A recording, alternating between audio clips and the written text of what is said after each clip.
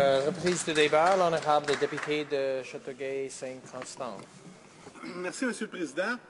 Aujourd'hui, c'est un jour que je qualifierais d'extrêmement sombre avec ce dernier jour de débat sur le projet de loi C-23 que nous surnommons là, à juste titre comme étant la déforme électorale du gouvernement.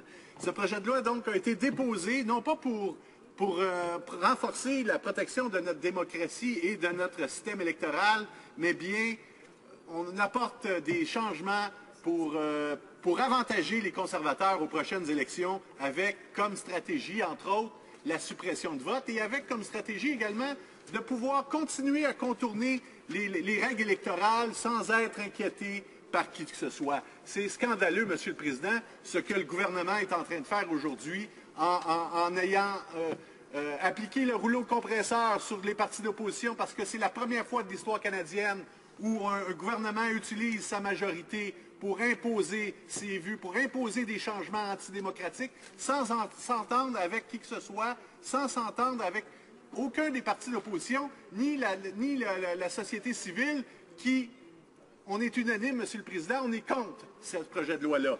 Rarement nous avons vu toutes les tranches de la société civile unir ainsi leurs forces pour dénoncer aussi vivement ce projet de loi. Projet de loi dont la teneur est antidémocratique, mais également la façon dont il a été déposé et débattu en Chambre, Monsieur le Président, parce que les conservateurs, fidèles à leur habitude, ont bafoué, ont contourné les procédures démocratiques de notre Parlement. Au mépris de la démocratie canadienne, les conservateurs ont imposé encore une fois des attributions de temps, ce qui veut dire que les débats ont été limités sur ce projet de loi, et c'est d'ailleurs la première fois que je peux m'exprimer sur ce projet de loi, là, parce que je n'ai pas pu le faire dans le passé, parce que continuellement, on limite le débat autour des projets de loi.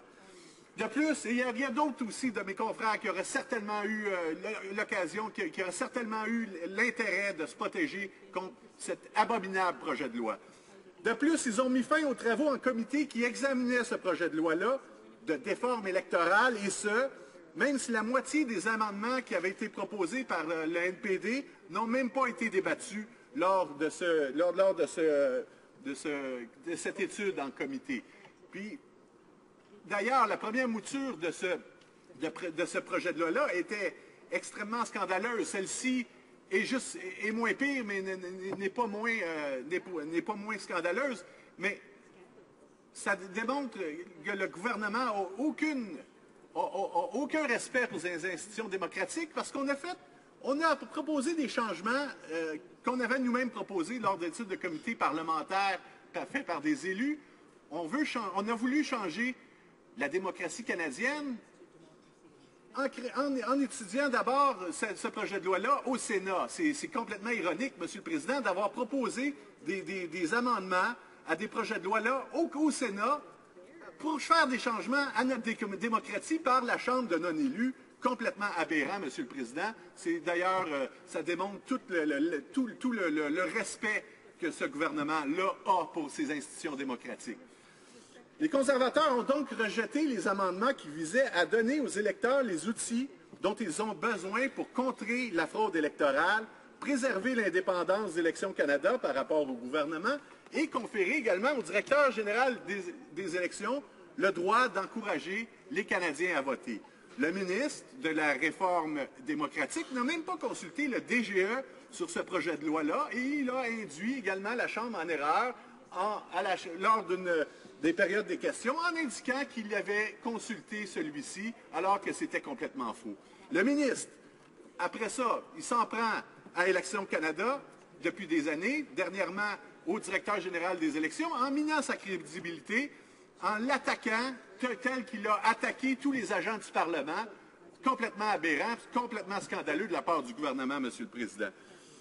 Donc, il s'en prend à Élections Canada depuis des années. Il dit que cet organisme est biaisé et partial dans sa façon de dénoncer le non-respect des lois électorales par les conservateurs, parce qu'ils se sont fait prendre avec le scandale des Hidden Out, comme on l'a surnommé, pour expliquer aux Canadiens c'était quoi en gros ce scandale. C'est qu'on a au Canada un plafond pour les dépenses électorales pour chaque parti. On a contourné ce plafond-là en détournant des fonds dans des associations de circonscription qui ont des plafonds de 90 000 mais qui n'avaient pas de chance de gagner, puis on fait payer des factures des factures qui devaient être imputables au parti général. Donc, on contourne ces lois-là. Ils se sont fait prendre, ils ont plaidé coupables. Et avec ce projet de loi-là, ben, ils vont s'assurer effectivement qu'ils vont pouvoir continuer à contourner ces lois électorales sans être inquiétés par le directeur général des élections ou par le commissaire dont les pouvoirs d'enquête lui sont conférés. On veut écarter toutes ces mesures pour continuer à contourner, à frauder sans être inquiété par personne. Il faut se rappeler donc que c'est aussi également que c'est la base de données conservatrice qui a été utilisée pour envoyer des électeurs au mauvais endroit pour voter. Donc, au lieu de respecter la loi électorale, les conservateurs ont décidé de s'attaquer clairement à Élections Canada en limitant ses pouvoirs d'enquête, malgré le fait également qu'ils avaient voté en faveur d'une de nos motions en 2012, demandant d'accroître les pouvoirs du DGE, d'Élections Canada, en ce qui concerne les pouvoirs d'enquête. On a complètement évacué, malgré qu'ils ont voté pour, on évacue les pouvoirs à cet effet-là d'Élections Canada, puis on va pouvoir continuer, effectivement, à contourner ces règles-là sans être inquiété. Ce projet de loi suscite également toujours la désapprobation de notre parti, de l'ensemble des partis de l'opposition, et ainsi que celle de la société civile. Les Canadiens, d'un bout à l'autre, se sont mobilisés contre ce projet de loi. Donc, devant ce vent tollé, les conservateurs n'ont pas eu d'autre choix que de reculer sur des aspects fondamentaux de leur projet de loi initial. Et avec ces concessions, ben, le NPD a démontré qu'elle était une opposition forte et digne d'être le gouvernement en attente. Puis c'est ce qu'on va être, monsieur, ce ne sera plus le gouvernement en attente, ça va être le gouvernement en 2015. J'aimerais rappeler que c'est le NPD qui, dans la foulée des scandales des appels automatisés, a exigé ces changements à la loi électorale, notamment pour renforcer les pouvoirs du DGE, et non pas pour l'affaiblir, comme le gouvernement le fait actuellement. Le NPD est là pour protéger la démocratie canadienne, et nous répondons présents lorsque ce gouvernement s'attaque à notre démocratie, et on est là aussi pour exiger que ce gouvernement soit imputable devant tous les Canadiens. Un des aspects du projet de loi sur lequel le gouvernement a partiellement reculé est la participation du DGE dans des activités de sensibilisation pour augmenter le taux de participation des électeurs, parce que le taux est constamment en chute libre, Monsieur le Président, et puis le gouvernement voulait faire en sorte qu'il soit encore plus bas aux prochaines élections pour augmenter ses chances d'être élu. Le DGE n'aura donc plus le pouvoir de sensibiliser tous les Canadiens à l'importance de la participation électorale. Dorénavant, donc, le DGE ne pourra que faire de la publicité sur certains aspects du processus électoral, à savoir où et quand aller voter. Et ça se limite malheureusement qu'à cela, Monsieur le Président. On ne pourra plus entrer non plus en contact avec certains groupes pour les aider à stimuler la participation électorale au sein des groupes qu'ils représentent. Nous considérons donc que les activités de sensibilisation sont un mandat essentiel au DGE et que ces changements ne contribueront certainement pas à accroître le taux de participation, mais aura l'effet contraire, soit de baisser la participation, notamment auprès des groupes comme les jeunes, les personnes âgées, les groupes autochtones vivant dans les réserves. Ce sont tous des groupes qui pourront moins voter puisque leurs droits de vote ne seront pas reconnus d'une certaine façon. Un exemple flagrant est la semaine de la démocratie également au Canada qui a été organisée par Élections Canada. Ce sera plus maintenant possible pour Élections Canada d'organiser cette journée importante de sensibilisation à la démocratie.